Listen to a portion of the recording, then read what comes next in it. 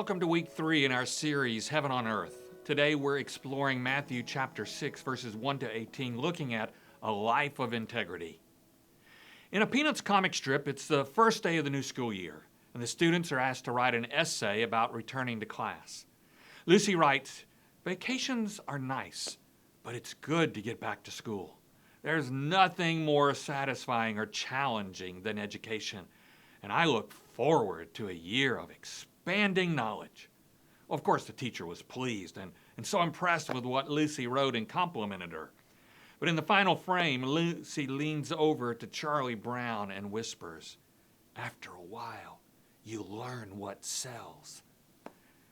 And our culture seems to reward what sells, and conversely, struggle with living with genuine integrity.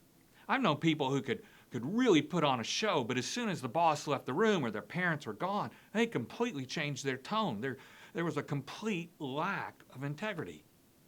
The word integrity comes from the same Latin root as integer and implies a wholeness or unity of person. So they're the same in all settings.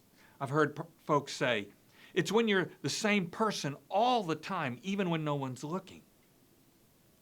And the reverse of integrity, many would say, is hypocrisy, of saying one thing and doing another, of lacking a wholeness of unity of person.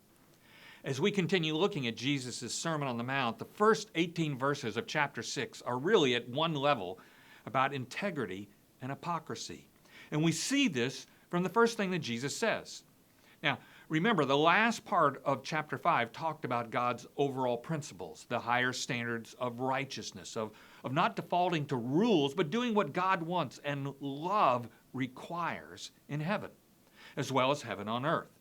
He then warns his disciples about faking righteousness, of choosing hypocrisy over integrity. At the beginning of our passage, Matthew 6, verse 1, Jesus says, "Beware of practicing your righteousness before other people in order to be seen by them, for then you will have no reward from your Father who is in heaven." Once again, Jesus is concerned about our motives behind what we do.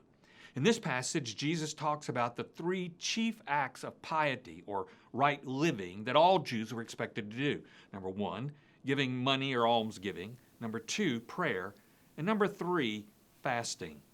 Simply doing these things isn't automatically pleasing to God, because God's looking at our motives, at our heart, at what's on the inside, to see if we have integrity about them or if we're being hypocrites putting on a show. If they're done for the applause of men, God doesn't care at all. If they're done to honor God and do His work, man, God is 100% in on that. In verses 2, 5, and 16, Jesus says that when people lack integrity in doing these things, doing them for the wrong reasons, as hypocrites, he says they have received their reward. They will be seen, they'll be praised by others, but that's all they'll receive. The word used here is a technical and business word that means receiving payment in full. What this means in effect is that whatever applause, whatever praise they've received from people is all they're going to get. Their moment of fame is it. And even that may become fleeting if others discover their true motives. There's no applause in heaven or reward from God for whatever act they've done. Jesus said these kinds of practices were common of the religious leaders, of the scribes and Pharisees. In verses 5 and 16, Jesus labels them hypocrites. But this wasn't the only time. He actually used the term for them often. In fact, in Matthew chapter 23, he uses it 6 straight times when he says, "Woe to you, scribes and Pharisees, hypocrites," in verses 13, 15, 23, 25, 27, and 29. Originally, the word hypocrite comes from a Greek word for an actor who wore a mask, assuming a false identity that he played for the audience. For Jesus to call the Pharisees hypocrites was particularly offensive to them because they were opposed to virtually anything coming from the Greek culture, including Greek theater.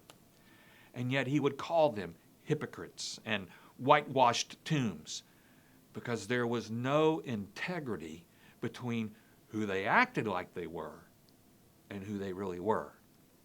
In their public respect. They had received all the reward they were ever to receive.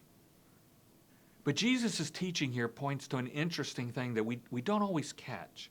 In verses 4 and 6, and in a slight variation in verse 18, Jesus says, "Your Father who sees in secret will reward you." And while the scribes and Pharisees already have all the reward they're ever going to receive, Jesus says God the Father has an additional reward for his disciples who give money, who pray and fast, who, in a broader sense, seek to live in integrity and do God's will. Now, we might think that doing the right thing is reward enough, and there's nothing wrong with that thought. In fact, it might seem strange that Jesus talks about rewards here, but he actually does it several times, saying that those who bear persecution will have a great reward in heaven. That in the parable of the talents, those who were faithful with the talents entrusted to them will be rewarded. And in the parable of the Last Judgment, there's reward and punishment based on how we respond to the needs of others. Jesus and the whole Bible make it clear that God is just, and therefore there are different results for those who ignore God and those who seek to faithfully serve him through Christ. Punishment, reward. However, we also need to be clear that when Jesus talked about reward, he wasn't focused on material rewards. The book of Job in the Old Testament clearly demonstrates this, that doing good isn't a guarantee of material prosperity. What's more, the Bible shows over and over that the highest rewards come to those who don't seek them, who humbly go about seeking to be faithful in their walk with Christ. Christians who go through life looking for a reward will miss it because they're looking at God and life in the wrong way. They're looking at what they deserve based on what they've done. And suddenly, we're back to someone focused on the law rather than on God's great principle of love. Jesus always focused on loving God and loving others, and that would be rewarded in its own good time. Jesus said, if anyone would be first, he must be last of all and servant of all. The reward Jesus is talking about is salvation. It's peace, it's joy, and abundant living in this life. It's eternity in heaven with Christ, where there's no more suffering or sorrow or tears or pain.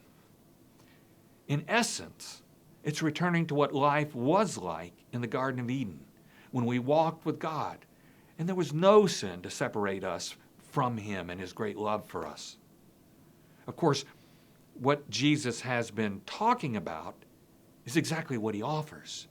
The goal and ideal for this life. Virtually all of us struggle with what others think about us, and so we all act at times in ways to try to gain their approval. None of us has perfect integrity. There's a little hypocrisy in all of us. But the promise Jesus offers is that doesn't have to be the guiding principle of our lives.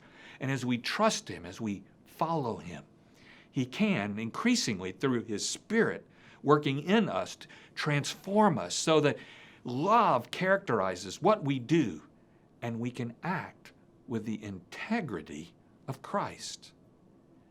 That's what heaven looks like.